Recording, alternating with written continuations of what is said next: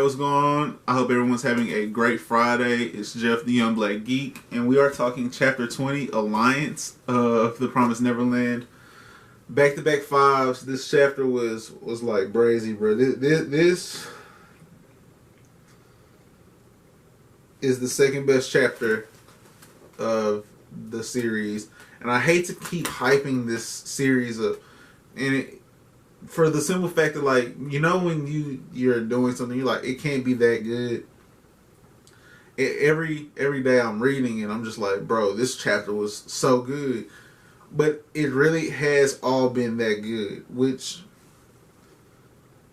I personally haven't experienced something like this yet, and it's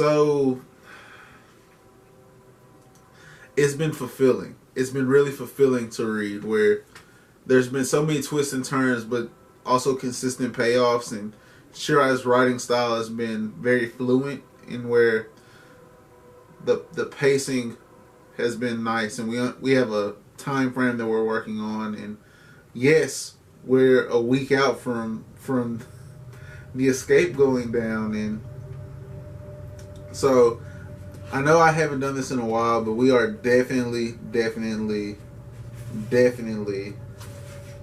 going through the entire chapter. So lock yourself in. Y'all already know how long this is going to be, but lock yourself in. It's going to be a little bit longer chapter than usual. Than usual. All right, chapter 20, Alliance. Crone comes out and says she saw it. She saw everything.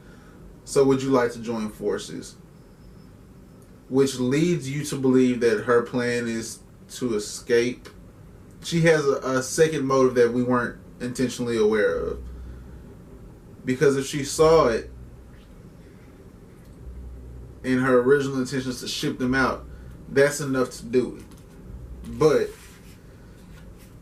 it turns out that she does not have near as much pull as Isabella does. She doesn't have the trust or the authority or factual evidence to just make something like that happen. And honestly, her hearing the kids have an understanding of the mom system isn't enough to make it happen. And so Norman comes out and is like, okay, it's fine, we'll hear you out. And immediately Crone realizes how intelligent Norman is. And I think she'd figured out that they were all really bright for a while, but she didn't understand how tactful he is. And he is an outstanding technician. Like, tactician. I say technician. He's an outstanding tactician for sure, because just his ability to understand her actual motives through this chapter, where she's trying to convince them to trust her, and I'll tell you this information, and here are my actual goals. All things that you would do to build trust with someone. She's doing all of that. And she's like, what I'm saying is the truth. I want to break free from my current situation as well. And she says, are you aware of the management system of the Grace Fieldhouse, where girls who fulfill certain conditions and live until they are 12 years old are presented with two options. You can continue to live as you have been and die, or you can aspire to become a mom. And that's something that we hadn't known yet. Like, that's a big reveal here, where we're understanding some of the infrastructure to this demon system, to the farm system, where it is women only. So there are no dads in this orphan system. There are mothers who were all raised in this same system, who are then exposed to the truth and are given the ability to live from it. That's big. That's big. And later on in the chapter, when Emma puts all of that together, and she's like, she's okay with this. She was in our shoes, and instead of trying to escape, she conformed. And now wants to be what mom is. The person who runs the system that's killing us. How how insane is that? How sociopathic is that? And so, for Emma to come out with that kind of information was major. Then my theory's been debunked because in the next page, Crone explains that in becoming a sister and then a mother, you are implanted. A chip is implanted where if you step outside your boundaries, you die because of the chip. And if something else kills you, the chip alerts higher ups that you have died to invoke an emergency plan. And so now, not only is Isabella not trying to escape with them, or she still could be, I guess. I mean, we didn't find out that she can't be trying to escape. But it's a far more difficult thing for her to escape now than it had been. And it also means that they cannot go just kill her. They can't go just kill Isabella. They have to go about that a little bit differently. Sheesh. And so the sisters can only live on the farms, as far as we're led to believe right now. And so Crone's idea, her dream, is to live the best life imaginable to her from her point of view, which is to be a mom and be adored by kids and keep the system flowing. Like, that's the highest echelon of life for her, is to be a mother, because you get this authority and you get this trust and all of that. But as a sister to this farm, she understands that unless they build a new farm, which doesn't happen often, she has to replace a mother to become one. And so it has to be Isabella. And she's found out that these kids are trying to escape, but without evidence, she can't frame Isabella. And it's just, this was a great chapter, bro. This was a great chapter.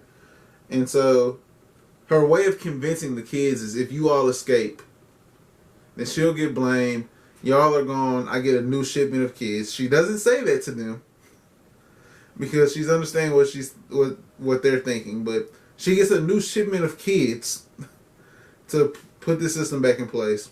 But Isabella's gone. I'm the mother now, so everyone gets what they want. You take your family and escape. Mom is gone, so we're all good. And I won't stop you. Your escape is beneficial to me. And so Gilda's like, you're not going to ship us out? Like, we were your targets to make all of this work? And she's like, no, I won't. And Norman has like this such a badass line where he's like, it's not that she won't, she can't. That's wrong. She can't stop us because she doesn't have evidence to use against us.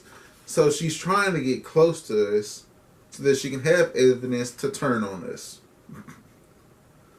And I like that he, as soon as he's talking, and he explains her whole plot where her only choice is to use us to get evidence, to ship us out and frame Mom, and appear to have everything under control and be trustworthy to elevate her status. She's going to get us killed for sure. And when he's explaining her entire plot, basically verbatim to how she thought it up, all she can do is smile like, God, dog, Isabella, you had some special kids. But she's like, well, you really don't have a choice, because I do understand what y'all are doing. Like, I'll just stop your plan of you escaping. Like, if you're not going to cooperate with me, then I will turn back into your enemy.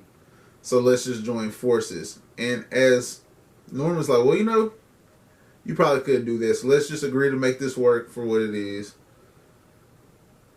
Emma's like, wait. Hold up. where's the guarantee that you're not gonna turn on this? And she was like, huh? Noni? Huh? And she was like, no. Where's the guarantee? And her expression is priceless because she's so serious, and I feel like this is going to be it's going to be something that's very dramatic when animated that I'm going to love for sure. But she was like, "Oh, you don't trust me? Just answer me."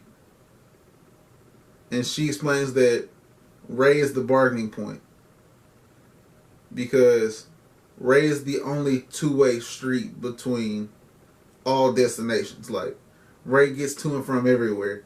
And so she's like, Ray, if you feel like I'm being deceitful from what I have told you, use Ray to tell Isabella that I have come after him and get me removed. And if I feel like y'all are going against me unnecessarily, I will tell Isabella what Ray is really up to and have all 5 of you shipped out, along with some of your family. And she's like, okay, there's our guarantee. So we good. And we're going to this part now where in this next chapter she's going to explain like her background and what made her decide to follow this path. I am so excited to get like more backstory on the field house, like the Grace field house. And while I did notice that William Minerva is not like a big focus right now, I can't wait to tie that information back in as well. And this has been such an enjoyable read. Once again, 5 fire emojis. If you like this review, please give this video a like and subscribe to the channel because we hit an entire week this week without missing a day of The Promised Neverland, which very rarely happens on this channel. So moving forward, let's keep that up. In the comment section below, what would you have done presented with in this story if you are Norman? Are you trying to go at Crone right now? Do you think that there's a fault in any of her explanation and logic? And analytically, what's the smartest decision for you, in your opinion?